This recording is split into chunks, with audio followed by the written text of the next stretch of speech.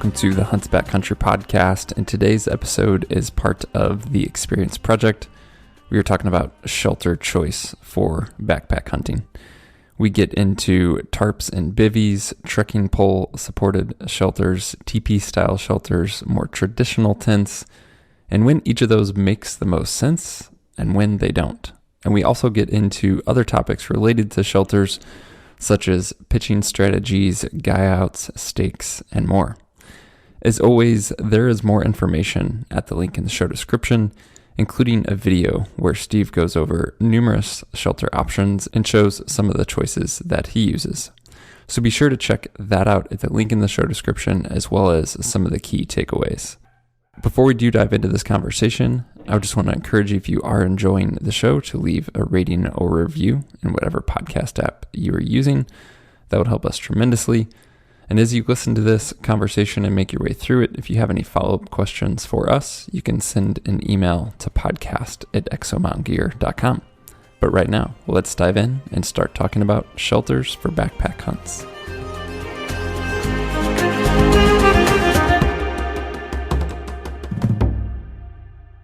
All right, so talking shelters, Steve, is a big topic.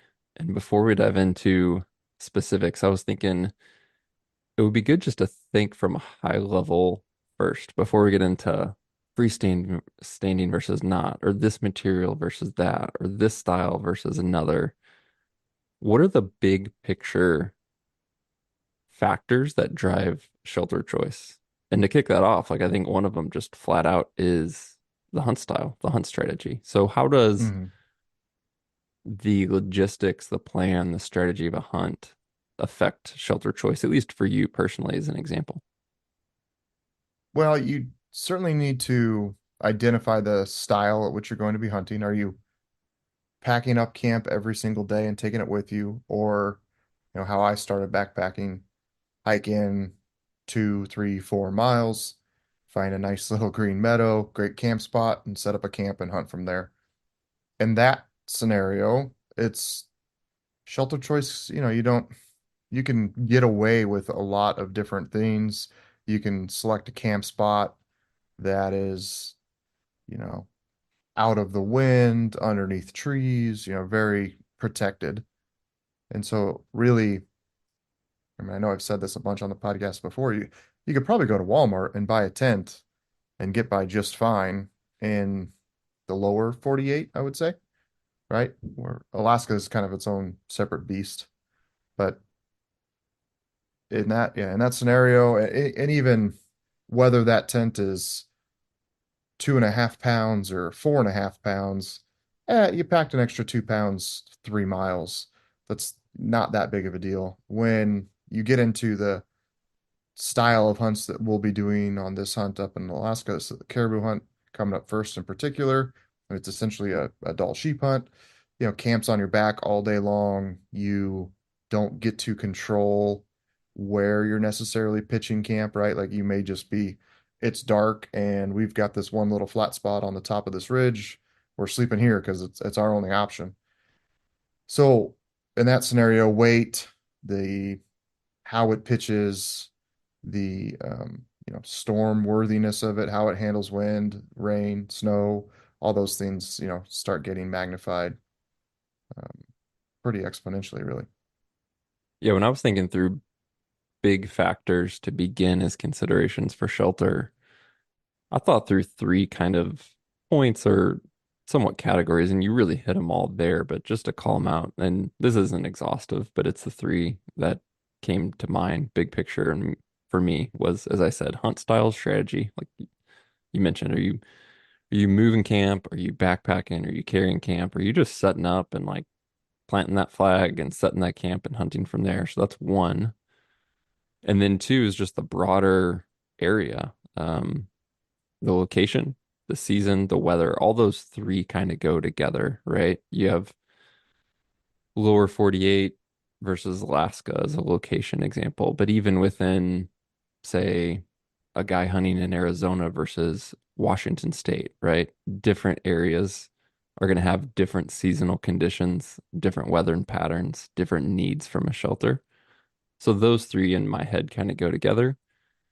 and then just topography and terrain as well. And that goes into things like the size, the footprint of the shelter. It could go into whether floorless makes sense or not. It could go into what type of warmth you need. So I think if you just begin with those three broad categories, whether that is to think through choosing a shelter for a hunt in particular, or choosing a shelter to own broadly, right? Because one of the things with shelters, I know you and I, Steve, are spoiled to have is options.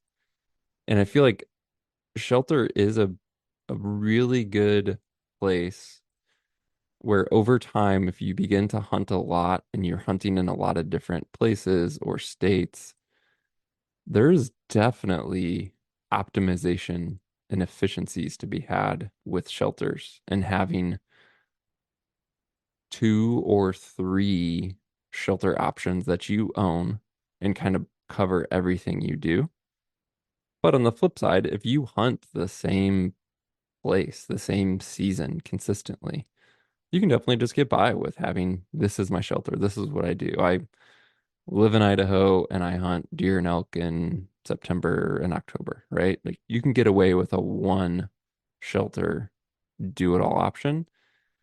But if you start expanding your seasons and states and locations and styles, that's where having a kind of a small quiver of options is definitely really helpful in terms of shelters. Certainly, there's one tent you could purchase that takes you through a lot of stuff, a lot of different scenarios and weather. I personally, really just because I like the Bivy sack and tarp combination so much for its so many reasons, versatility, lightweight, ease of packing, just we'll go on and on about it here, I'm sure at some point during this podcast. And that basically I love that, but it's not, you can't take that in every situation. Late season, you can do late season in a little bit, but essentially wind is your enemy in those things. And so when I'm going to Alaska, pretty rare that I'm taking that setup. When I'm doing late season stuff or I hunt that has the potential to be exposed. So, I mean, generally in my mind, that would be like anything that's where I'm going to be sleeping on ridge tops and big open country, right? A mule deer hunt. Um, Generally, like if you're elk hunt, you're going to be in timber, you're going to be on the, mid mountain where you've got a lot more protection and cover. So yeah, in my mind, there's two shelters for what I'm doing. I could get by with just two. Tarp, bivy, and then a good 3+ season tent that I could take to Alaska. And then I would just use that for late season snow, bad weather conditions. Yeah, I was thinking through broad types again because I don't know if I see this because some of the listener questions we get, guys will ask and say, "Hey, what about this tent versus that tent?" And sometimes they're radically different options. And it's like, Mhm. well, what do you want? What are you looking for? And to throw a broad net and just like set some categories a bit, and obviously we're going to dive more into specifics, but I was thinking through, Bivy and Tarp, which we'll talk about, a trekking pole supported shelter. And by that, I don't mean a giant pole supported shelter. We'll get to that, but more of a single man trekking pole supported shelter. There's some two-man options as well. Usually more single wall or hybrid design. And then more of a traditional tent. By traditional tent, I just mean body, fly, and tent poles, what folks think of when they think of just a tent. And then, of course, especially growing in the hunting world and has been for years, more of the TP style. That could be everything from a two-man up to a 8, 10 man, but these larger floorless shelters. And then obviously this isn't really relevant to backcountry hunting as much, but like more of a wall tent, right? And so there's really shelters that cross those categories, but I think it's helpful to put some boundaries on what am I looking for? What type of category of shelter am I looking at? And there's pros and cons. And let's just talk through them a little bit. Vivian Tarp, you just mentioned, Steve. We've talked about it. You touched on it there already, but what are kind of the pros and cons? Why do you go to that when you can? And then again, you mentioned this briefly, but just to expound on each of these categories, like when is that not the best choice for you? When you get into high winds, it's tough. If the wind's blowing the wrong direction, that thing turns into a giant sail. Last year I did play with some other shell, it's basically a tent without an inner in it, and you just use the baby sack. We've done that on the last two doll sheep hunts I've done. We just took a Hilleberg and hand, just a two-person shell, and then brought our bivy sacks. And that was like the idea there was the most versatility and weather protection possible. So just the bivy sacks, if it's a clear night, we're in a spot where we don't have an area to pitch a big tent, throw those things out, go to sleep, wake up. Awesome. We're like, oh, it's going to be stormy, rainy, windy, whatever, then we would pitch that and basically have that shell over the top of us to protect us. And our baby sacks are just they're not they're essentially just bug protection. They're not, they're light rain, mist, sure, but not actual real rain. They're not waterproof baby sacks. Just basically from your waist all the way up to your head is just all mesh for breathability and ventilation, reduces condensation inside the baby sack. The pro of them is just how we hunt, how our hunting has evolved over times. Because we did start with, okay, we're hiking in, we're going to set up base camp and just kind of be stationed there, and then it transitioned to, well, let's set up base camp, hunt here for 2 days, 3 days, and then if the hunting's not good, we'll pack everything up and move down the road a couple miles, do some set up again, and then it just got to the point where I realized it was pretty evident how much energy you're wasting. Say you do go in there, you set up camp, you get into elk, you know, 2,000 feet above you. I'm very specifically remembering like this elk country we're hunting, and 2 miles away. And it was like there's a lot of wasted energy burnt going back to camp, in the dark typically, or you're leaving, you're like, oh man, I'm on elk right now, but camp is 2 miles the other direction and it's getting dark. So you're kind of playing this game of, do I leave these elk, get back to camp before it's, completely way too late at night, or do I hunt until pitch black and just deal with finding my way back to camp? We just started packing up camp every morning, and that causes you to reevaluate your shelter of like what my priorities change from, oh, I want this big, massive, not massive tent, but I want this roomy, comfortable tent to hang out in to, okay, weight matters, how easy it is to pitch matters, how much footprint does it require really matters. Because it's when you are, you know, camps on your back and it's getting dark, you're kind of like, oh, you're starting to look around like, okay, where the heck can I sleep? And generally you're on the side of a mountain, uh, you know, there's not a lot of flat spots. So being able to pitch that shelter in a lot of different areas, or not being limited to finding a really large flat spot, is exceptionally convenient. I mean, I noticed just our efficiency at killing animals went through the roof once we started doing that. It's a night and day difference. Okay. Kind of reflecting on this as I'm talking through it, right? Like like shelter choice was dictating the outcome of hunts, which is kind of a big statement. And it goes back to what we started with, that the hunt style is really dictating shelter choice. Like all those things are so interrelated. Yeah, it's much more. Um, there's a lot more there than you think. Yeah. So if we were to quote unquote bump up in a category, like a guy who's like, oh, bivy and a tarp, like that's way too minimal. There are these still light, small, maneuverable, great for backpacking, trekking pole supported shelters. So Gossamer Gear the One is one that I've used extensively. I think of is it the Aeon Lee shelter, Steve? So I've what lost count how many trekking pole tents I've had over the years. Yeah.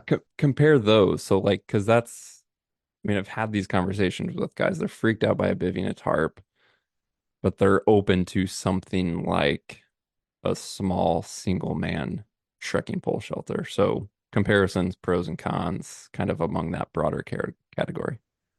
The bivy sack is where all the convenience is. It's not the tarp, it's the bivy sack, right? Like the ability to, oh, there's a deer bed on the side of a mountain. Within 5 minutes, I can kick this thing a little bit bigger and sleep right there. And then first thing in the morning, I don't have this big camp to pack up. I just throw my sleeping bag and pad back in my pack and, you know, throw the baby sack in there as well, and off I go. There's nothing to disassemble, take down. And so our when we're talking about using a baby sack and tarp, I mean, did we last year on your hunts when you came out for elk and deer? I don't think we pitched the tarps a single night because it was, it was Idaho in October, but it was good weather, and we would just, get underneath tree limbs and things like that. And so we're using the bivy sack without the tarp over it 75% of the time. Hmm. That's in Idaho here in no, September, October, even into November. And it's just when the forecast call, you're going to bed and it's really cloudy, or it's supposed to rain or snow, then you're like, okay, I'll pitch the tarp. The So that's the benefit of the bivy sack tarp combo, is just the ability to sleep in a lot of different places. The second you go to a shelter that's more structured, that has an inner to it, then you're basically just setting up the tent, right? And so you just need, you need a slightly larger flat spot. A lot of tents, which we'll get into materials later, but they don't like being pitched on not flat ground. So if you're in an area that's going to be exposed to wind or something like that, and you're not on completely flat ground, I've got one shelter that she has just sitting out in my gear pins that I don't like. It pitches beautifully in the backyard on flat grass. Anytime I've taken it to the mountains, I struggle with it. There are a few reasons for that, but it just doesn't like being pitched on not even ground. And so you get a flappy tent wall and things like that, right? So wind keeps you up all night. Um, but yeah, the pro to it is generally you're going to have what would be called like an inner tent. And there's hybrid versions. There's like a full inner where it's its own separate piece, or ones that are like the Aeon Lee I have, I believe. Um, your Gossamer Gear shelter is the same, where it's got inner mesh walls, but then it's still just a single wall shelter for like the ceiling of it. It's just got one layer of fabric between you and the outside air. Really, that is side note. Like, I mean, that condensation isn't actually reduced. It's just that you don't touch it in your sleeping bag. And so it's more of a, while everybody, you just hate waking up cold in the morning and you got this wet tent fly right above your head. But to me, it's one of those things you just got to get over. Like, just deal with it. You brush up your shoulder against it or your head, and there's a little bit of moisture, but nothing's going to kill you there. There's a practical benefit to them. They're going to be better in a wider variety, these trekking pole supported tents, because they're more, compared to a bivy and a tarp, you're generally going to get things like an actual vestibule, more weather protection. Of course, this depends on the type of tarp you're choosing with a bivy. And for a lot of people, I think it's just a mental uh, comfort of having more of a true shelter than just a bivy and a tarp. And that's a big reason I think a lot of people go to them. Yeah, there's a lot to be said for that comfort of like feeling like you got into a protected shelter, right? Um, I had a mountain lion. I was on a mule deer hunt solo. This is 10 years ago, and it was like 100 yards from camp. It's right at dark, and I hustled back to the tent and then got into the tent. I'm like, okay, now I'm safe. And then you're like, Right. wait a minute, like this tent isn't gonna do anything. It's probably gonna make it worse. I can't defend myself because I'm stuck inside of a tent. But that's there's certainly a feeling of security, and you might sleep better inside of a more structured tent. I know for me, when I first switched to the baby sack and tarp, it took us, a season or two of getting used to it, and feeling, just feeling comfortable and sleeping well, because at first I didn't.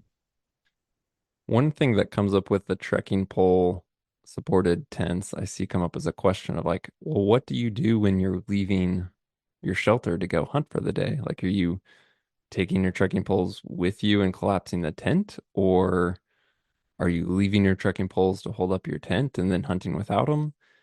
And again, this goes back to hunt style and strategy.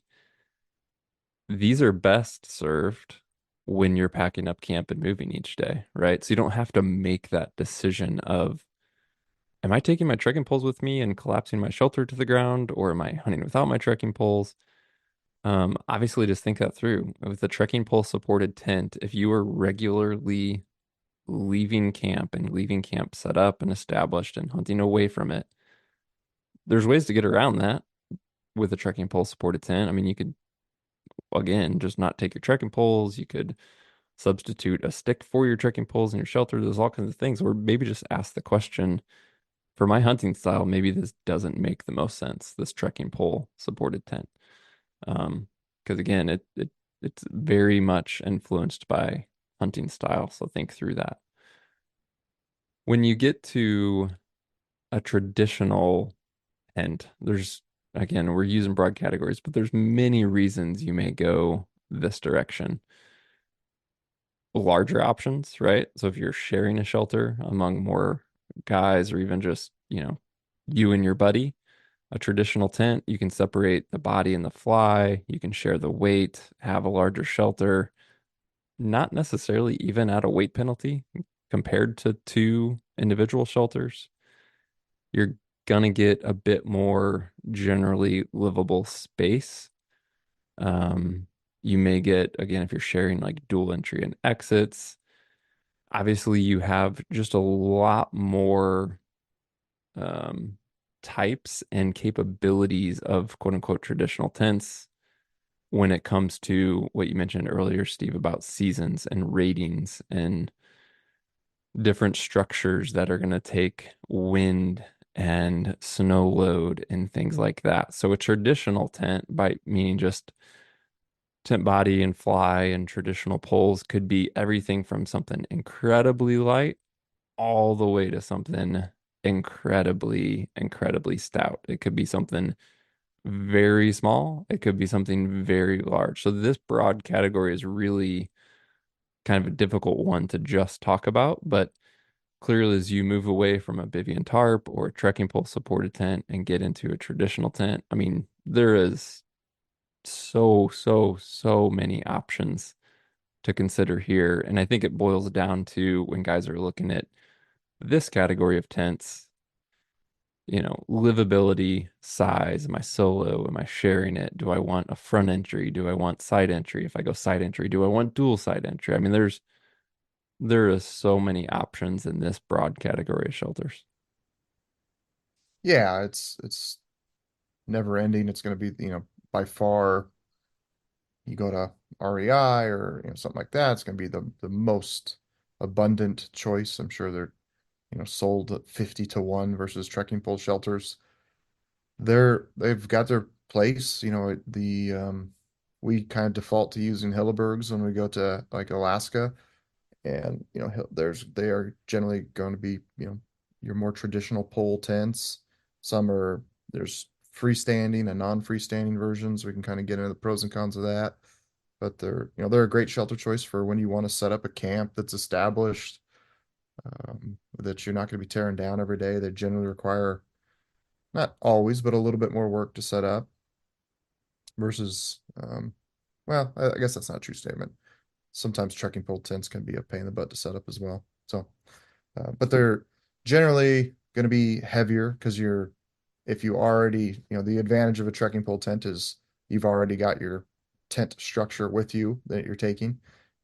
When you're talking about a more traditional tent, then you've got your trekking poles that you're using for hiking or rifle support or whatever, and you're also packing tent poles, so you've got that extra weight. We'll come back to like size and weight and freestanding and non here shortly. Just trying to cover these broad categories. And really the next one in my head is call it a TP or call it a larger floorless shelter. So again, when we talked about Bivy and tarp, the tarp could be a floorless shelter. When we talk about trekking pole supported, there's smaller floorless shelters what I'm getting at in this next category is these larger floor shelters, usually not just trekking pole supported, but either a trekking pole with an extension or some sort of independent pole. You're getting into the 4-man, the 6-man, the 8-man TP, and a lot of times guys are pairing that with the option to run with a stove. So definitely more of a non-backpacking focused shelter. Now you may have backpacked in with a shelter and you're setting up that backcountry base camp, but you're not packing this thing up and moving every day. You're gonna need a lot of space. These teepees require a lot of area to set up. And it's just a totally, again, different shelter for a different style of hunt. And that's the big picture. Is a teepee better than X shelter? It's what type of hunt am I doing, where and when, and what shelter makes the most choice. I don't personally feel that if you're a backpack hunter or you hunt all seasons, that a teepee or a larger fuller shelter is a good do-it-all option.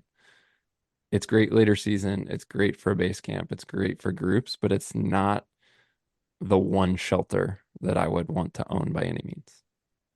No, yeah. Generally speaking, I've not, I don't know how many 30, 40, 50 nights in teepees over the last decade plus, from friends having them or whatever. And I generally just I don't like them. I've had, not great experiences in high winds. They require really large, generally very large. There's a lot of wasted space in a teepee, Hmm. um, because of how, the geometry of them, how they slope out to a point with just the one center pole that, to get just to get a two-man teepee with, where your head and feet aren't touching the fly and have some room for gear around the edges. Like it's a pretty big, shelter. They can be lightweight because it's just fabric, and generally sometimes they come with a pole. Sometimes you know, it's there's usually like trekking pole adapters because in order to get enough clearance in there, it's got to reach a certain height in the center of it, right? So your trekking pole alone won't get tall enough. Um, but yeah, I just there's a lot of wasted space. Anytime I've gone with somebody that's hey, I got a TP, I was like, okay, we'll sleep in it. It's kind of like I heard specifically a mountain goat hunt with a friend Danny. Like we we got to the spot. I'm like, oh, this will be perfect. Like good flat spot, nice and protected. And we start like go to pitch the thing, and it's like, I'm envisioning we had plenty of space. And we go to pitch it, and like we couldn't get it in this area. And had to go sleep in a less ideal spot. And that's probably what started me going down this like, oh, man, I really don't like teepees. To me, the distinct advantage they have is generally for late season, you get a big teepee with a stove inside, and you have the ability to get in there and dry clothes out, get warm and get comfortable. They don't the stove, unless you got somebody who's willing to wake up every 90 minutes or sometimes less than that all night long to keep you warm. It really, that stove, the benefit there is just to warm you up and get you dry. And then you still need, if you still need a sleeping bag that's rated for the temperatures outside. It's not like you have this, structure that's going to just keep you toasty warm all night long. It takes a lot of maintenance, and generally, you know, you're not going to do that. Like it's at some point, you and your buddy's just going to fall asleep and forget to keep the fire going inside the stove, and it's going to get cold. But yeah, there's a cool place for that for sure. Like you're doing some really cold late November hunts, a lot of snow, getting wet every day. You are backpacking. The ability to get in there and get dried out is pretty cool. But the guys packing that like in September when the coldest temp is like going to be 32 degrees is you see it, and to me that's just completely silly. Yeah, that's a good overview on types. And again, there's of course others. I mean, there's wall tents, there's base camp stuff, but since we're being more backpack and backcountry focused, just wanted to cover those different types. And let's dive more specifically into call it some of the attributes of shelters. Weight, of course, we're backpack hunting. It's always a concern. Shelter choice, you could be ounces or you could be pounds and somewhere in between. One thing is a general starting point rule of thumb that I've always liked just as a self check or to give others to look at is if you're backpack hunting, what I try and shoot for or would have guys look at is can I get my entire shelter and sleep system? So shelter with stakes and everything, sleep system, meaning sleeping bag, sleeping pad, pillow, etc. Like that whole package. I'm living in the backcountry. Can that be sub 5 pounds? And if you're saying no and you're not headed into extreme conditions, man, I think you're carrying probably more weight than you need to. So it's not always possible to be sub 5 pounds. If you're doing a bigger shelter, a bomb-proof shelter, head into very difficult or very cold conditions necessarily with your shelter and your sleep system. But man, if you're doing a backpack archery elk hunt type thing and you're more than 5 pounds for all of that put together, you're definitely losing some efficiency and probably carrying a bit more weight than you need to. Um, Again, that's not specific. That's just like a good rule of thumb to look at with all of that gear collectively, I think. Yeah, would certainly say, minimum you're a pound. Like that Tarps and Eon Lee I have is 16 ounces. I don't think that's with steaks, so you're probably 18 something ounces with steaks. And then up to if you're more than, I mean, I would say, 3 pounds certainly, 2.5 pounds most likely. You shouldn't be more than that in your shelter choice for one person. Again, though, that if everything's how you're hunting, what you're doing, you know, if you want a really comfortable shelter and you're only going to hike 4 or 5 miles in there, an extra 2 pounds is not going to make or break anything. Mhm. But if camp's on your back all day long, there's potential to move further spots or pack it around more, then it does matter. And that's when you want to start, you know, even not just looking at shelters, but big picture, all of your gear pieces. Someone will be like, oh, that's only 2 ounces. I don't care about that. And it's like, well, 2 ounces here, 1 ounce there, 4 ounces there. All of a sudden this starts adding up pretty quick. And you've got, you know, my pack is generally 5 to 10 pounds lighter than um, the next guy's. And it's because I'm paying attention to all those small things. And weight, I'd rather have less weight on my back and have a couple small inconveniences, right? Like maybe my shelter isn't as perfect as I'd want it to be, but I'd rather save that weight because to me that the priority is there. Like the less weight on the back, the more capable of a hunter I am, at least that I feel that I am. And yeah, but the next guy may decide he wants you know, a bomb-proof shelter that's 2 pounds heavier and he's willing to pack the weight. Sorry, little tangent. No, no, it's good. I mean, yeah, it Yeah, yeah, again all goes back to style, right? If you're not yeah. backpacking, you're not carrying camp, that weight's less important. But if that's what you're doing, then, keep that in check and at least consider it and look at it for sure. In terms of season, call it quote unquote season. I'm saying that very specifically because when you start looking at shelters, there's talk of like 3 season versus 4 season and stormworthiness, things of that nature.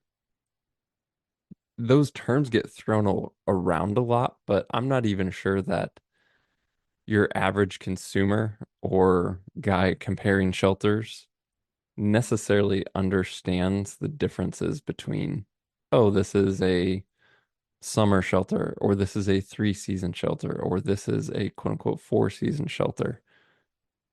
Like that concept makes sense in our heads, but what are some of the actual differences, Steve, that separate those? And I know this can vary by, brand and company, et cetera, but I want to highlight some of the practical differences of something that makes it a quote unquote 3 season shelter versus a 4 season shelter, for example.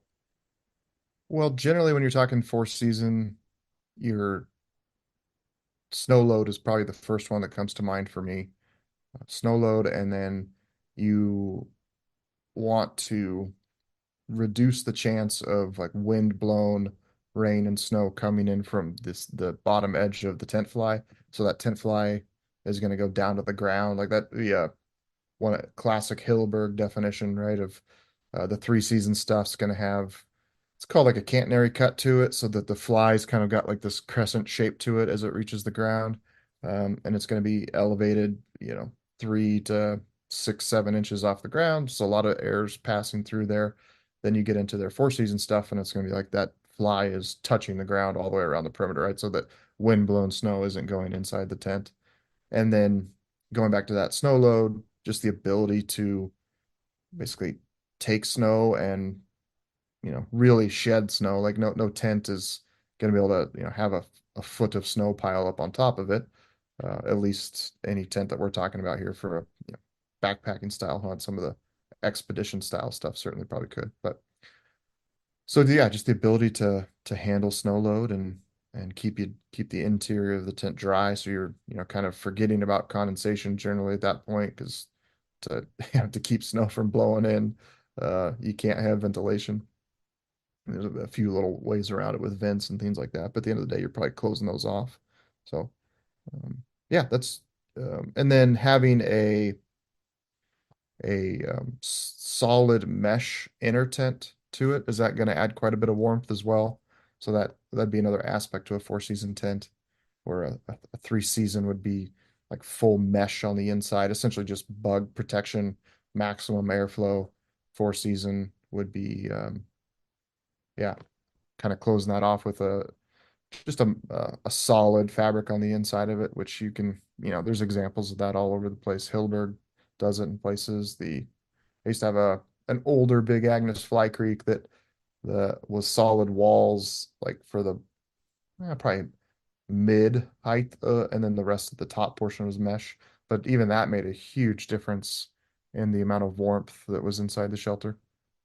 And your body heat can really have a large impact on how much heat is retained inside that shelter, like the overall design of it and your body. Yeah, I mean those you hit on big three that are in my head is thinking through structurally the four season tents can be stronger. Sometimes that just means there's beefier poles, things of that, but it's meant to carry more load from a snow perspective, but that same stronger structure also helps with wind.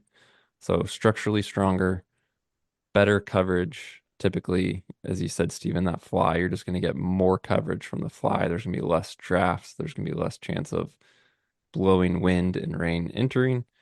And then more on the internal, you're going to have less mesh and more solids. So you put all those kind of three in my mind, there, again, there can be differences on brands, but those three things are going to separate three season versus four season in many instances. Can you talk a bit about, as we talk about like storm worthiness and we just mentioned like a stronger structure from poles and helping with wind, but something with wind and shelters more broadly is just shape, the shape of the shelter, the design, the walls, all of that is going to affect how it is either rocked by wind or how it can, deflect wind a little bit better. Just the overall shape of the shelter. Yeah, shelters are a classic example of you can't, everything has a pro and a con, right? Like the ability to shed wind, so you want a lot of shape, you want minimum amount of fabric exposed to the wind, right? Like the smaller the shelter is, ideal, the better it's going to handle wind as a general statement, right? But then the flip side of that is you get inside of it and it's not livable space. You do.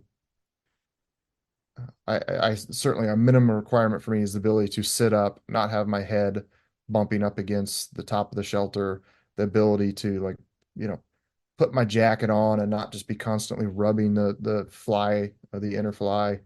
Um, you want some space to live in there. And, for years I backpacked and never once like had this issue, but then eventually you're going to bump into it where you're going to spend, especially when you're talking Alaska, places that get a lot of weather, there's the potential to spend an entire day or more inside of a tent. Um, we've done this a lot. It's no fun.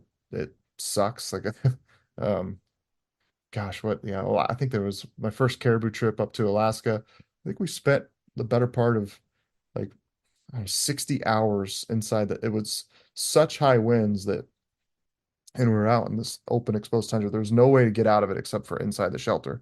And it was absolutely just beating down on you the entire time. But that's just what it was. So you do need a shelter that you can spend some time in, and so that inner size to be able to, you know, sit up and not just be cramped inside matters.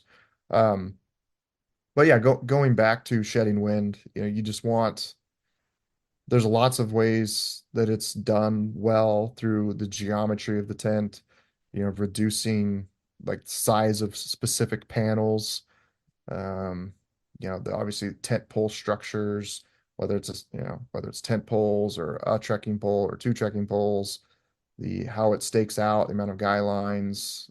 There's lots of ways to address it, and some tents do it very well, and some to it tents do it very poorly. And you can kind of once you've tested and used enough in high winds, you kind of can start to identify like, yeah, okay, that's probably not going to do so well in high winds.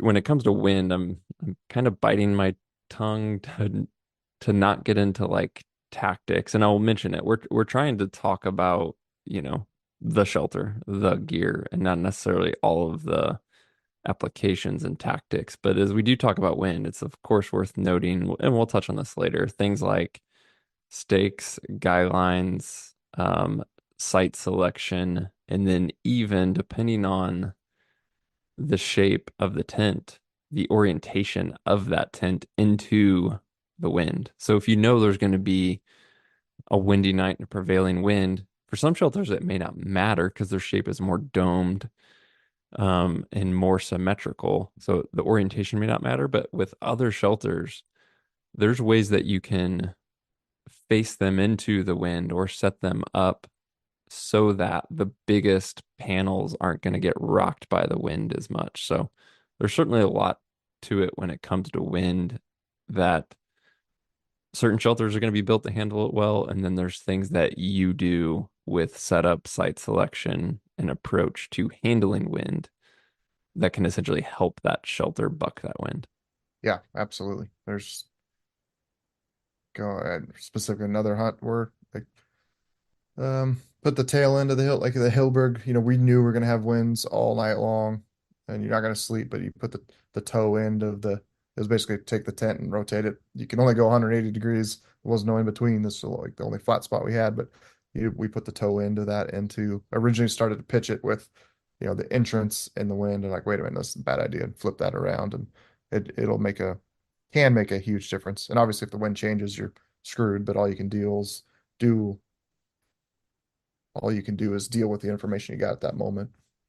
We talked about the shape of the tent in terms of usable space. I definitely want to touch on that because we've mentioned the footprint of the tent, like how much space you need to set up the tent really matters. And when you look at most, metrics or specs or diagrams of a tent, you're going to see the footprint of the tent. You're going to see that on the ground dimension, and then you may see height. But it's important to look at what's between. So between the height, between the peak, and between the ground, what is the shape and structure of that tent, and how usable is all the space? I mean, you mentioned this, Steve, with the big teepees, like how essentially inefficient they are. Because yes, they could be huge on the ground, but when it's going to a single apex and you have these sloped walls in every direction, you're using a lot, or you're losing a lot of usable space. And really, this is a category where most of the traditional tents not always do the best, but have the capabilities to do the Mhm. best. Because when you take away either a single support pole or even a dual trekking pole, and you have a tent pole structure that can have some angles and intersections and cross supports, they're often going to provide the best usable space for the footprint. Those traditional tents will, but it does trickle down to even trekking pole supported tents. I mean, a perfect example would be there's single man trekking pole supported tents that use one pole. So again, single apex, or there's single man tents that use two poles. And some of those two pole tents, they're not all built the same or use the same structure, but they're going to be way more efficient than a single pole tent because you don't have that single apex. You're reducing wall slope. And in the case of like that Gossamer gear tent I've used extensively, you actually pitch it so that the poles are somewhat canted outwards. So the shelter in many ways has more, if you're sitting up, it has more girth at the shoulder than it even does on the ground. And so it's just really important to look at not just footprint, not just total height, but if it matters to you, the actual usable space of the tent from floor to ceiling. And some are very efficient and some are absolutely terrible. So it's a big consideration that I think gets overlooked until guys cram themselves into something and realize how poor the space is. Yeah, absolutely.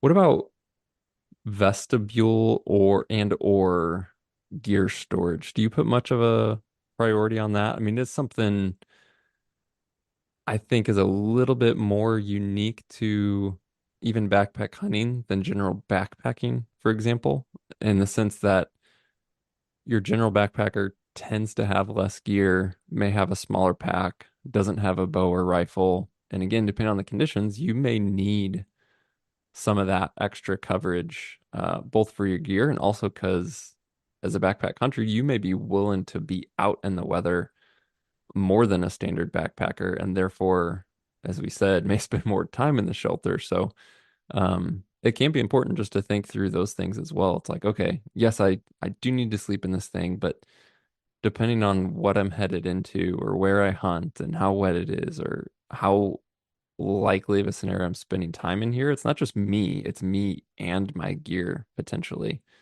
and having storage for that. I don't really care if it's a vestibule or not because so many shelters I'm using are floorless, right? So the concept of a vestibule doesn't really exist. Where generally that's like you got your inner tent, you got your rain fly, and it's the area outside the inner tent, but underneath the rain fly that would be your vestibule. Well, with a floorless shelter, that doesn't exist. So just enough ideally you need enough room for you to sleep comfortably, to be able to sit up and live in the space for a while, and enough room for your pack and your weapon and your boots, and possibly the ability to cook, cook your coffee, cook your meal in there. So that's I want the smallest footprint as possible, the least amount of fabric possible for shedding wind, but also maximizing that interior space so that I can sleep and, quote unquote, live in there comfortably. And that's living with my pack, weapon, boots, and the ability to cook. Yeah. So it's certainly if I've got two shelters and I'm deciding between the two and one's just got a little bit better. I mean, you could again, these shelters are tough because it's everything has a give and take. If a larger vestibule compared to another one's gonna probably generally be heavier, right? It's gonna be more fabric. Um, but you just kind of have to pick what your priorities are, and I don't think a shelter exists where you just win in every single category. Acceptable trade-offs. Yeah, exactly. Yeah. Let's dive into materials a bit. Obviously, some big ones, silnylon forever was kind of the standard. There's more silpoly these days. And then, of course, there's uh, Dyneema or, DCF, depending on what people want to call it, Cuban fiber, etc. What are some of the pros and cons among those three to consider, especially not only because certain shelters may come in one of those materials, but there's also instances where you can purchase the same, I mean, tarp tent's a great example, this same exact shelter in a sill versus a DCF. It's the same shelter, You're just gonna have a different price point and a different spec. So it's not clearly like for people who don't know, like a DCF's tent's gonna be lighter, but it's also not better in every category. I mean, this really goes back to acceptable trade-offs, but let's just dive into that whole world of material options. Yeah, I mean, your nylon tent is going to be your standard. Probably over the last 20 years, if you've bought a traditional tent, it's got a nylon tent fly to it. Polys, um, relatively new, at least, I think it existed a long time ago, and then now it's making a comeback. So nylon, super strong, can be super lightweight, great water resistance, but it can, in prolonged moisture, it will kind of absorb some of the water and then sag, right? So you pitch the tent, it's really nice and tight, everything's great, but it rains overnight or even just a lot of condensation, and that goes into the fabric. And you wake up and the walls are kind of saggy. They're going to be flapping in the wind more if it's windy. The polys, I'm not a fabric expert here, but they do a better job of not stretching, um, when they do, when water's applied to it and wind, things like that. So they don't sag as bad. So you get a tent that kind of retains its shape through the night a little bit better. I believe, like, in a lab setting, you technically maybe lose a little bit of strength, but I think you're really splitting hairs at the end of the day there. That's not that big of a difference in like usable, practical field application. So yeah, I'm really like not making a shelter decision. If I find one that I like and it's in poly or it's a nylon, like I could care less at this point. I guess I don't have enough field experience to say that the newer polys are significantly better than like a Hilleberg's nylon shell. Then you run into Cuban fiber DCF. That's been around for, gosh, I don't know, 10 years at least, something like that, maybe more. They are very lightweight. It's just a completely different fabric. Generally going to be a lot lighter. They are stronger in some areas, but also like significantly weaker in others, so that they do not do very well with abrasion. Um, you've got, say you're pitched in between some rocks and it's windy, and somehow that wind's flapping the fabric back and forth and it's rubbing on a rock. It's going to cut through DCF pretty dang quickly. It's not super tough when it comes to abrasion, but tear strength can be really exceptional. They are super easy to patch. You can literally just take a piece of tape and stick it on there, and um, they patch up really easy. So you're probably gonna get more holes in a DCF tent, but they're really easy to patch. Um, the then traditionally gonna be like most quality tent fabric is 1.1 to 1.5 ounces per square yard. Um, you get into Cuban fiber and it can be zero point 0.5 to zero point 0.8 is generally there's different weights of it, and weight comes with durability and higher abrasion resistance, higher tear strength, the higher the weight is. But most of these tents are the zero point 0.5 ounce is pretty light stuff. Most of them are 0.7 to zero point 0.8 ounce per square yard. So you can really go, if you've got, like tarp tent's a good example of this. There's lots of others. They make two identical tents, one with DCF, one with a nylon or a poly. You're going to go from say a 1 point, on the extreme, a 1.5 ounce per um, square yard fabric to a DCF that's 0.75. You're saving half the weight. So if it's not half the weight on the total structure because you still have poles and guy lines and stakes, but on the fabric portion, you're saving half the weight. So you could go from something that's, you know, a pound in fabric weight down to 8 ounces and save quite a bit of weight there. The downsides to DCF, I've owned quite a few shelters with it. One, dep generally they're going to be tougher to pitch, and the reason is DCF does not stretch at all. Like a nylon, the poly is going to have Nylon more so than poly, but it's going to have some stretch and give. So if you're in uneven terrain and you're trying to get a really good tight pitch on your tent, DCF is going to be harder to do that. It's going to be more critical that it's pitched correctly, that you have the base geometry staked to the ground correct, that the trekking poles at the exact height that it was designed to be at, like become a lot more critical. You need to know what you're doing when you can't just go, in my opinion, you don't want to just buy a DCF tent and go hunt and not pay attention to the manufacturer's video on how to set the thing up, because there's going to be some very specific dimension things of, like we said, that how it's pitched. Like this Eon Lee tent I have from Tarps, that's a good example of it. Um, I've definitely at times, even though I know how to pitch it, struggled to get that thing. Like, I get three out of the four walls really tight, right? But the other one's like, ah, crap, this stake is, I pulled this 2 inches the wrong direction. So they're definitely just a lot more critical of getting pitched perfectly. Two, even though it's a lighter fabric, it's got a lot more body to it, and they don't pack up as nice. They Nylon tent is, you can just throw that thing into a stuff sack and it's gonna just crumple up into this nice little ball or whatever. DCF it's much more resistant to that. It wants to expand back out. And so it just generally going to take up more space in your pack. If you've got the room, it's not a big deal.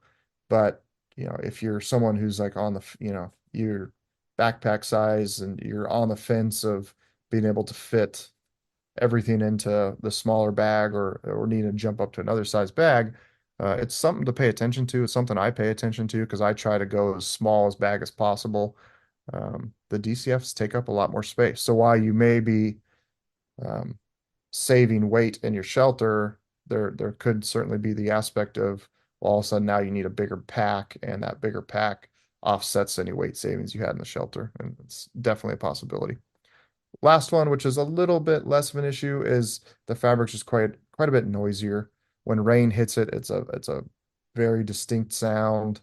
If I'm in a Hillberg tent with a nylon shell on it and it's raining, like a soft rain, light rain, it's kind of like, oh, I can hear rain hitting the tent. That same rain in a DCF shelter is going to be like, it's going to seem like it's raining much harder outside. Not a big deal, but could be like, keeps you from getting better sleep at night potential. Um, yeah. So crowns, super light, you know, a half to a third the weight of other shelters. Um, I guess another uh, con would be they're expensive. DCF's a very expensive material, so you're going to be paying quite a bit more. If a nylon tent's $300, DCF's going to be $600. Anything to add? I know you've had DCF shelters in the past. Yeah, no, I mean that's a good summary. And on cost, I mean I think it can be helpful to know too that isn't just the tent company, the manufacturer saying we have this fancy new light thing, so we're going to charge more for it. It's just an expensive raw material.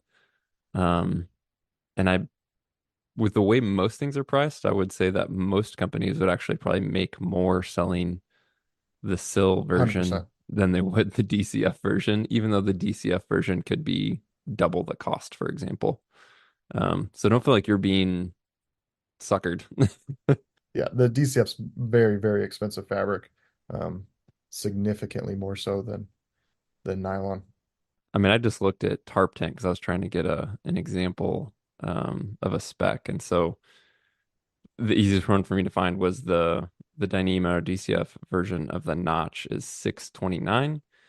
That same shelter design in a sill is 259. It's almost a $400 Wow. difference just for that material. Pretty big difference there.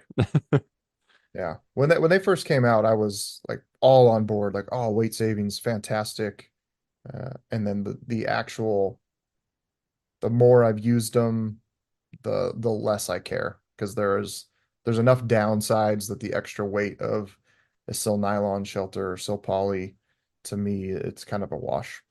And that the packability one is very overlooked. It makes me think of down and synthetic in a sleep system. Like I tend to prefer the down for many reasons, performance and weight and all the weight savings. Like all that's great and it's a huge factor, but the experience of packability alone drives me towards down. And when it comes to the Dyneema or DCF shelters, that packability factor is a real difference. I mean, they're essentially not crushable. You can't wad them up like you can that sill shelter. So you're gonna have to like roll it or fold it, and it definitely is bulkier. Absolutely. Yeah, folding it's your best way to do it. Get like that Eon Lee, you can't really fold that well. You end up rolling it because it has some stakes that are sewn into the Hmm. shelter. But yeah, I don't know if it's say double the size, but it's close. Yeah. I think it functionally is double in the sense that it can't fill the nooks and crannies in your pack, right? Hmm. After material, let's dive into, I want to say a big category because I feel like it gets asked a lot and it's easy to draw a difference between them, but it's just freestanding versus non-freestanding. I guess how much of that matters to you, Steve, and in what ways does it or doesn't it matter? Like practically, it's easy to say, "Oh, I want a freestanding shelter." I don't care to have a freestanding shelter.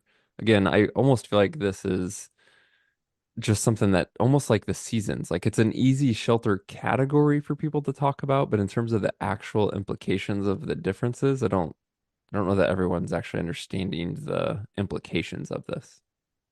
When you're talking about high winds, the at the end of the day, you still need to have really good um, stake stakeout points, right? So it's a combination of your tent stakes and the ground that you're staking into, right? So whether it's freestanding or not, like if you don't have a really good connection to the ground through your tent stakes, it doesn't really matter. So on paper, okay, a freestanding tent, which basically means it's got, at least two poles. You connect it together, and the tent kind of exists on its own without being staked to the ground. Versus you take any of these trekking pole tents, the Hillberg and hand that I run, when if one or two of the stakes are not connected to the ground, the tent collapses. And it said, oh, first you make that statement and you go, oh man, that's a big deal. Practical feel like I've always, even if I'm in really crappy ground, say it's really soft dirt or whatever, like I've always been able to make it work with um, there's a few different techniques. Like in snow, you can take the guy line that your tent stake's going to, you basically like wrap it around the middle of the tent stake, dig a hole down in the snow, and then put the tent stake sideways down in there and bury it, right? So it's got to pull that whole stake out of the ground, out through the snow. So you're not actually like staking it hammered into the ground. You're putting it down there horizontal and packing snow on top of it. That'd be like one example of a way you can make it work without having to actually just stake that into the ground. Plenty of times I just pile rocks. If I've got a bad really soft ground or really rocky ground, I'll just pile rocks on top of the tent stake. I'll tie off the guy line, not use a stake at all, and tie the guy line off to a big heavy boulder. I've used my trekking poles in some instances as I push that down into um, one Alaska hunt was really soft, kind of muskegee ground, and the tent stake was like 6 inches long and didn't do any good. So I jammed a trekking pole down into there like 18 inches, and that held really well. So I've always been able to find ways to improvise and get a good sturdy shelter. So yeah, freestanding versus non is at this point not even a consideration of mine. Freestanding has some functional benefits, but I would just say that I don't think they're deal breakers. I'm kind of with you. It makes it easier to set it up. You're like even in inclement weather, say it's windy, it's rainy, and you're having to set up your shelter. Generally, you're going to be able to get a freestanding shelter set up more stable and more quickly in that weather. You're still going to have to like stake it out, so you're still going to end up spending more time or as much time. It's just that initial, like, I can get this thing, quote unquote, popped up and get some gear inside of it, and create more shelter quickly with a freestanding. And then if you're in a spot where you need to move it around, like people just love that you can pick it up and move it to like find your spot or try a spot. But I think that's usually easy to overcome by if you have a non-freestanding shelter, like just take a little bit more time to pick your spot carefully or lay it lay down on your non-erect shelter before you actually set it up if it's non-freestanding to get a better idea for the site. If you do have an instance where, say, it's middle of the night, maybe you didn't anticipate weather, maybe you set up in a hurry, you didn't stake it out as well, and you lose some structure of your guy lines or stakes, then yes, a freestanding obviously is not going to collapse on you. Whereas a non-freestanding tent, like you lose the wrong stake or you lose that tension, like you're going to have potentially some loss of structure in the middle of the night, which could be a giant pain in the butt. Again, you can offset that with just better setup in general, but stuff happens. So, does a freestanding tent have benefits? Yes. Is it generally going to come with, some more weight on the shelter? Yes. Is it a must in most instances? For me, no. I will say it's more applicable in certain areas as well, right? So, if you just don't have good soil, you're in a very sandy area, maybe it's a boggy area. There's definitely different situations of cover and conditions where a freestanding is going to make life easier, 100%. I just don't start with my shelter choice thinking I have to have a freestanding shelter because it's generally for where I hunt and how I'm doing it, it's easy to overcome the potential benefits that a freestanding shelter would give me, essentially. Yeah, to me, the more important factor of freestanding versus not would just be how many tent stakes are required for like the kind of the minimal shelter setup, like um, like if there's no wind, what's required for the tent to be pitched, and that can be um, like a tarp tent moment DW takes two stakes, one on each end. That thing's as far as a beautifully designed tent, the thing is it's unbelievable. A Hilberg hand takes four, right? Two on the toe end, two on the head end. And it pitches really, really nice. And then from there, you're just staking out some guy lines for wind resistance, but the minimum required pitch. Other ones, you look at like a teepee, it may require 8 or 10 or 12 stakes.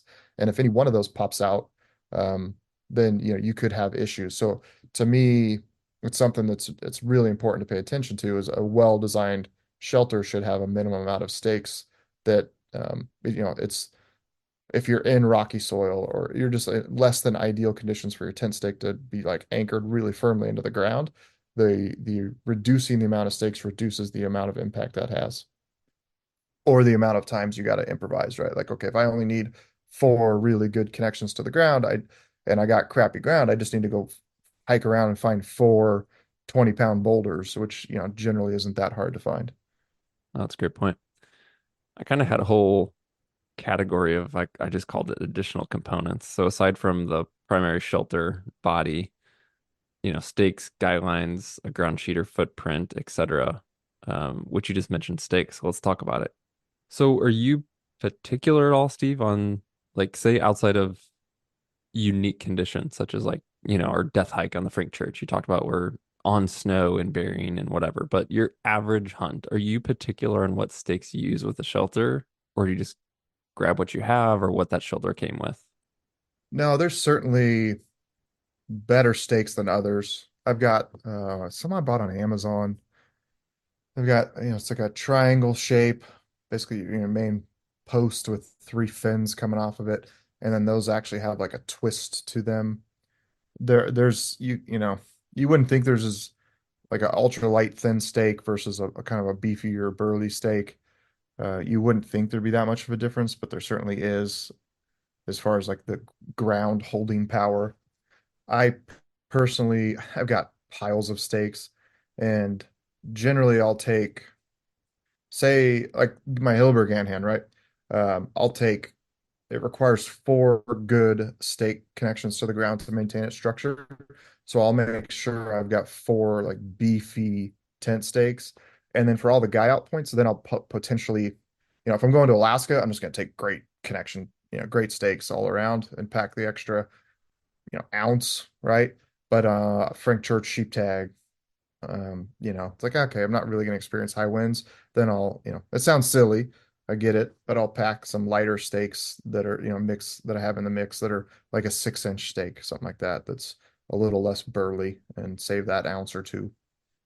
There could be a dramatic difference between, all tent steaks are not equal, like between the shape of it, what kind of texture it has onto it, and it's, the length. It's pretty, can be very significant. It definitely depends on one thing for people to keep in mind. This can depend on context too. So, like real hard pack ground or more sandy, loamy Yes. stuff, obviously snow. There is a stake that works better in different conditions. So, if you happen to be in an area where, like, hey, this is traditionally what I'm setting up in, either do some research or maybe just play with options on what is the best performing stake for, where I'm at, what I do, how I set up, etc. All that said, I'm super similar with you, Steve. It depends on the shelter, and hard for me to say now because I have too many shelter options. But there's certainly shelters where I'm like, these four are super critical. I'm gonna bring something more stout, more robust, and then these auxiliary guidelines. But I'm not headed into extreme conditions. I will generally try to get by with something a bit lighter for sure.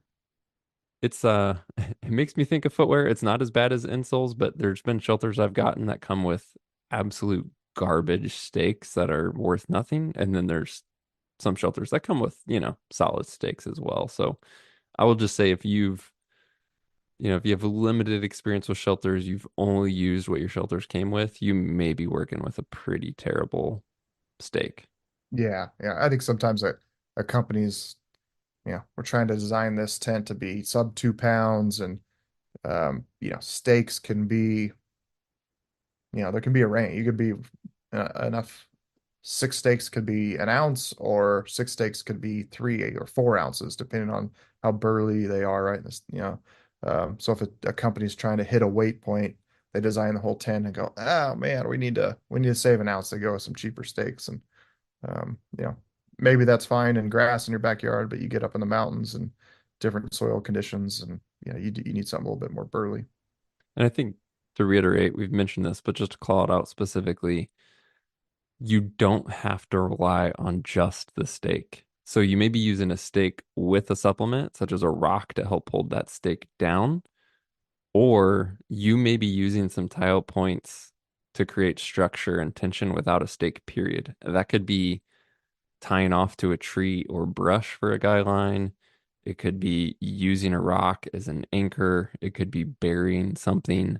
So just don't get stuck in the box of this shelter takes 6 stakes. It came with these 6 stakes. This is all I have to use. Like, one, you can experiment with stakes, but two, you can look at alternate ways to create structure and tension and support for the shelter as well. It can be more effective at times than using stakes, especially when you get into really weird spots.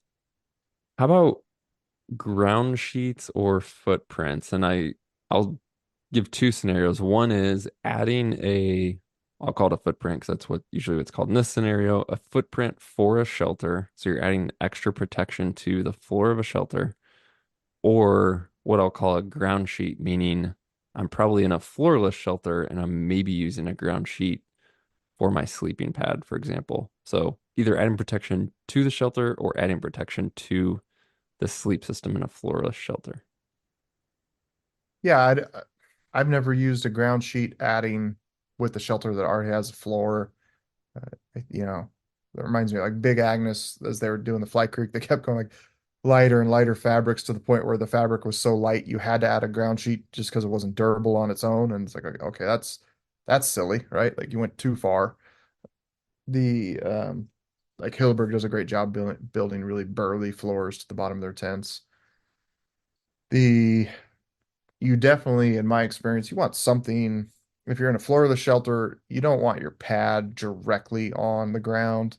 Sometimes because you can't always control what you're sleeping on top of, and you want something down there. Luckily for me, um, I always just take my bivy sack, so I don't really need uh, any kind of ground sheet. Um, to me, the benefit of the bivy sack, besides bug protection, adds basically it's a built-in ground sheet and also adds quite a bit of warmth to the sleeping system. Those are all pros. And yeah, I personally have not used a ground. I can't think of a time I've used a ground sheet. There's definitely been years I've used Flora shelters extensively and even shared some of the larger ones. Haven't done it recently, but yes, adding in a Flora shelter, adding protection to a sleeping pad is a good idea. Um, Different ways to do that.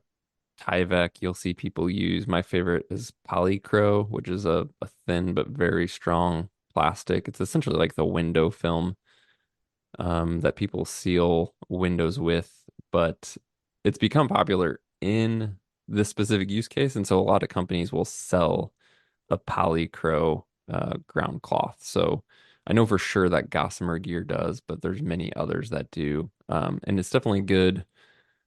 I want to say insurance to your sleeping pad, but whether you're using something or not, whether it's a floorless shelter and you're using a ground sheet, or even just a standard shelter with a floor, take some time and clear your site first, right? I mean, it's both from a comfort perspective as well as just a longevity of your gear perspective, worth spending time to clear the site to the best of your ability. And yeah, just get rid of sticks and rocks and debris, and you're just going to have a better experience and longer lasting gear for sure. Yeah, I'm pretty decent about, really get down on your knees and take your bare hand and just like, kick a nice, get all the sharp rocks and sticks out of there, and then just kind of like rub your hand over the ground real quick and make sure there's nothing sharp that you're throwing your pad on, because, that extra 45 seconds that takes is certainly worth it to prevent popping your pad in the middle of the night and dealing with that the rest of your trip. Anything to add on guidelines, Steve? That's another, call it additional component of a shelter. Sometimes shelters come with guy out points, but not guidelines for all those points. Sometimes shelters come with certain types of hardware and guidelines that do or don't work well. There's definitely some aspects to guidelines that it could be talking points. I will just say in general, for me, it depends on, again, the style of the shelter and the conditions I'm encountering on whether or not I completely ignore guidelines or they become very critical in severe conditions. Yeah, for me, I mean, the specific type of material the guidelines made out of isn't that big of a deal. I mean, there's lighter ones, heavier ones, stronger ones. I mean, it's all kind of a moot point. In lower 48, I probably cut them off, take them off, and just if in a pinch I needed it, I'm always carrying 50 feet of some type of lightweight parachute cord for hanging up quarters, or, just that's always a good idea to have some rope in your pack. So I would just rely on that in the instance that I needed a guy line in the middle of the night, like if a strong wind kicked up or something like that. And then just, yeah, knowing the shelter that I've got, like with its minimum stakes and no guy outlines, like it's just how that's designed is going to handle, most of what's going to happen to me out there. Great. When I'm going to Alaska, obviously it's a whole different deal. Then it's like, okay, I've got all the guy lines attached, all the stakes that I need to stake out and guy out those guy lines. Um, so just two different scenarios entirely. Yeah. One thing I will point out, there's times where, like, as you just said, lower 48, okay, I'm not expecting extreme conditions. I may be prone to overlook additional guidelines. I just want to use the minimum amount required to set up the shelter structurally. But certain shelter designs, again, going back to usable space, even if you don't need to use additional guy out points for a stability perspective, using supplemental guidelines can help create more livable space in shelters that have more sloping walls. And so if you look at your shelter and you're seeing bigger, flatter panels in the shape, and there's a tie out point on that panel, whether it does or does not have a guideline installed on it, that is a scenario where if you're feeling tight and cramped, you may look at tying out that guideline. And this comes back to maybe it's to brush, maybe it's to a tree, or maybe it is to a tent stake. But essentially, this supplemental tie out point or guideline may help you create more livable space inside the shelter. And I think that can be easy to overlook at times. So that only applies to certain types of tents, but it's worth considering. Another quote unquote additional component is a stove. We've talked about that just briefly, Steve. We admittedly are not, we just don't use hot tents a lot or stoves a lot. We're not that, yeah, that's just not what we do generally much. So I don't even know if we wanted to dive into that, but it's certainly a category that has a lot of hunters' attention these days. That's for dang sure. Yeah, it's certainly popular. And, I think, oh, just because we're all soft. I hate to say that, right? But we want to be comfortable and warm and dry out there. And the idea of packing a stove with you is nice. To me, again, with our hunting style, packing up camp every day, it's not a practical thing. So the only time I would consider it is I know I'm going somewhere, it's a foot of snow, I'm going to be out there for a week. That the ability to get in there and dry things out, certainly can prolong your hunt and keep you comfortable. But I personally have very few nights using one. I don't own one. Um, yeah, so for our style of hunting, it just doesn't apply. Yeah.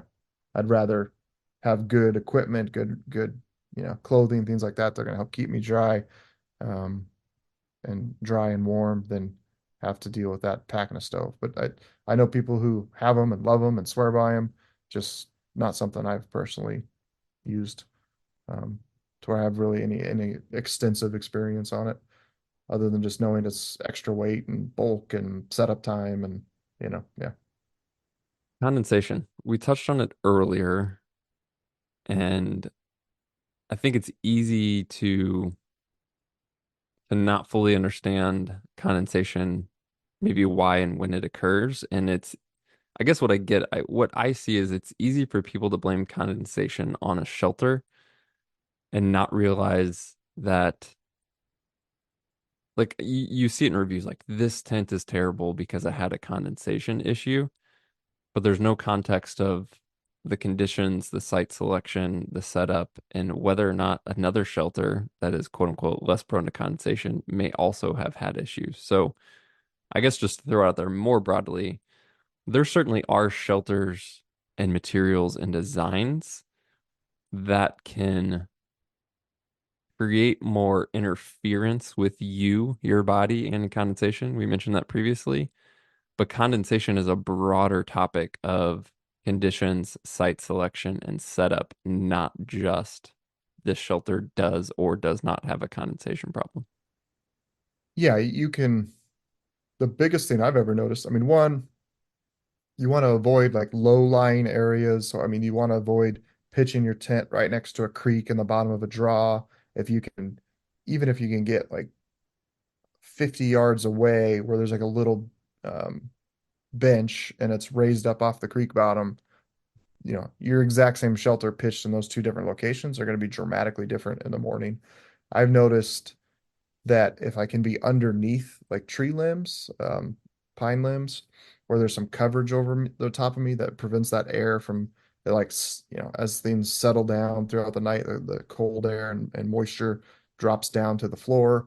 The tree catches that and it's not on my shelter. So if I can get my bivy sack underneath some pine limbs, overhang pine limbs, like right at the base of a tree trunk, man, I can wake up nearly dry in the morning. That has a profound impact. Airflow has a lot to do with it. So if you're in an area, this can work for or against you. If it's really cold, you don't want a lot of airflow.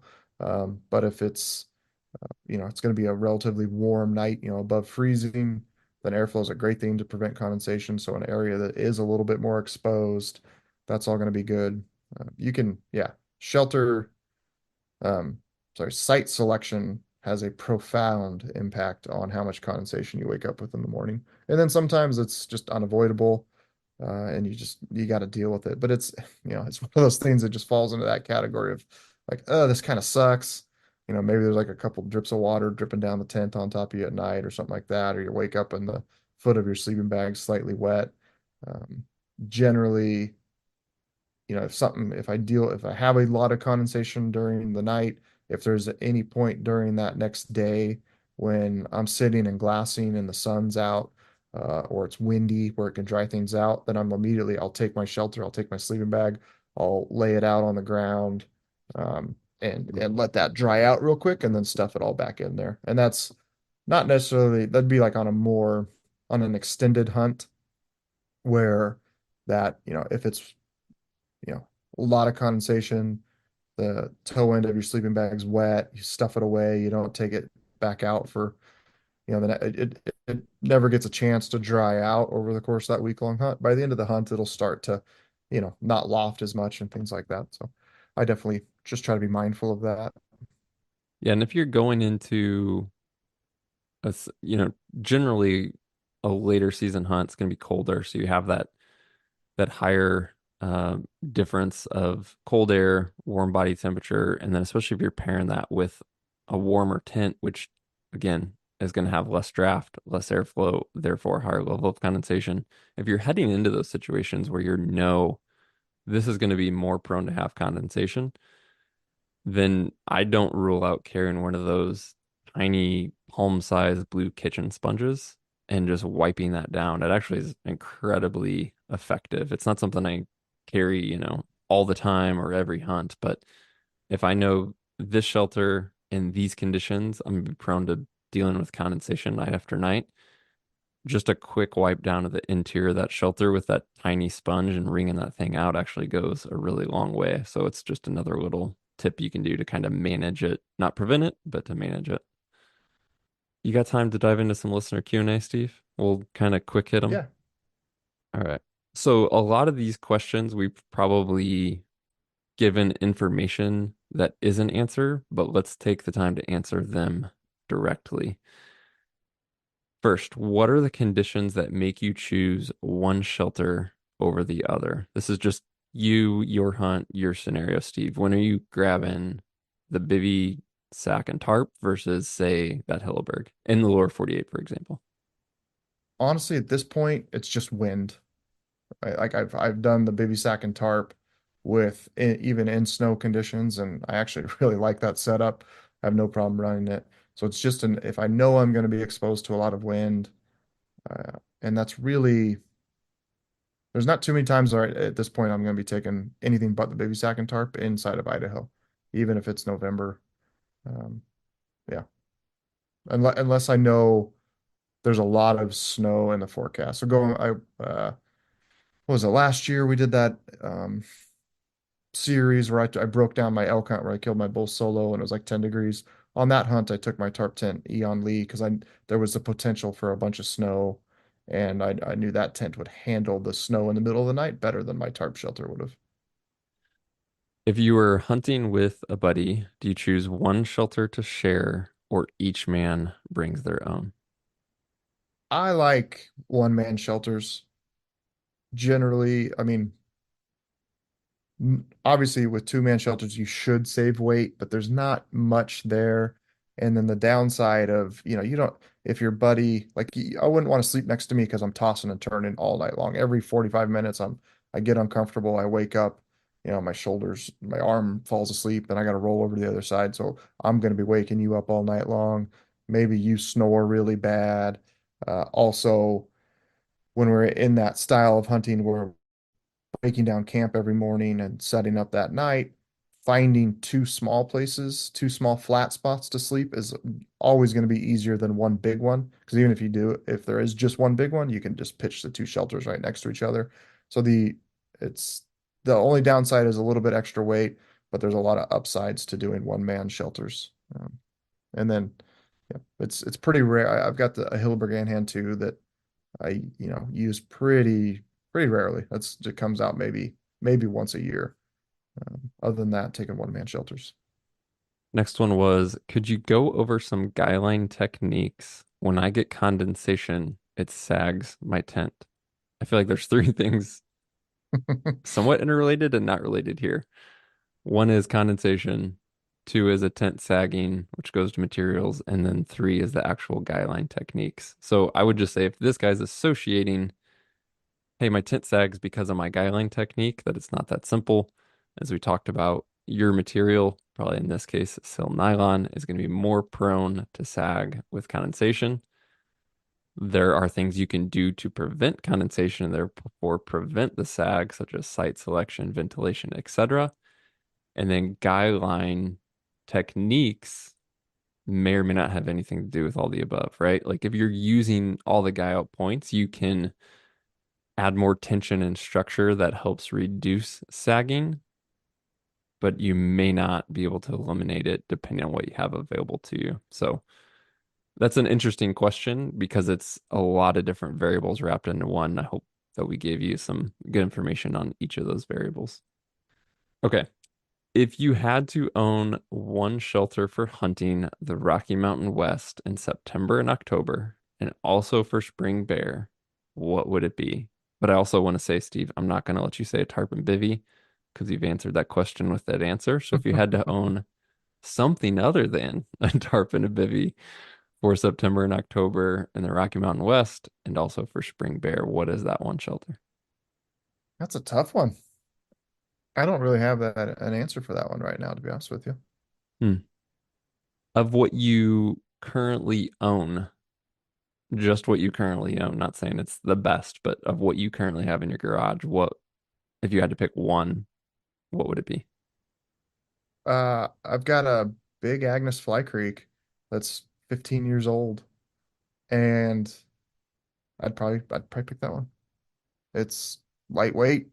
Um, 'Cause you won't let me pick a tarp and baby sack, which is my first choice by Well, I know far. that's your answer, but we've also talked about Yeah, why, so I feel like I just want to give people more options. yeah. That I've got that Aeon Lee, um, but it's not perfect. I like it. I don't love it. The uh the Fly Creek's also 2 pounds. I don't have that answer. It's like picking boots. Like I don't have that perfect one yet, right? Like well, this one, yeah, but there's some cons to it. So here's some pros. There's some pros this one. Here's some cons this one. Like I don't have a. There's plenty of shelters out there. Don't get me wrong. It's just like what I have in my arsenal at the moment. Um, yeah, I don't. I've had a lot of great ones that I've nitpicked and sold and moved on to another one and then just so for me it's a tarp and baby sack. Yeah. Yeah, if I had to pick, it would be the Gossamer Gear, the one. And again, when I say that, I'm not saying it's the best thing on the market. I'm also containing myself to what I own and have a lot of experience with. And I do like that shelter. It's relatively light, relatively cheap, and I've used it in really year round in a whole bunch of places. I've had it in a lot of conditions, so I would certainly have a lot of confidence taking that into the scenarios that this guy laid out for sure. That'd be something to consider. All right. Let's see. Let's pick one more. Okay. So again, we talked about this, but a good late season shelter without a stove. We talked about why we don't use stoves too much for hunting style. We've talked about Hillebergs, which I assume would be your answer. But if you had to just pick one, maybe Hilleberg, because I'm assuming it would be one, as a late season shelter without a stove. So say November with snow and wind, Steve, so you can't use your bivy. Is it just that Anhan? If I was going with a buddy, if I was solo, I wouldn't pack the Anhan. Um, and then currently that the only alternative I would have would be that Tarpton Eon Lee. We've talked about stormworthiness, 3 season, 4 season, etc. And I think that Hilleberg is an example where their 3 season tents are Yeah. stouter than many others, right? Like compared to a Big Agnes. Do you feel that, call it for lower 48, a 3 season Hilleberg is sufficient for late season, and you don't probably need an actual 4 season Hilleberg? Yeah, 100%. There some tent companies come out with like what they call like a 3+ season. It's not just a summer tent. They can take it into the fall. That's what they're saying. I think Hilleberg's 3 seasons is everybody else's 3+, right? Like the ant hand's than just about anything you're going to buy at REI. And certainly like the only difference between it is that they go with a slightly smaller diameter pole that's not going to handle the high winds and maybe snow loads as much.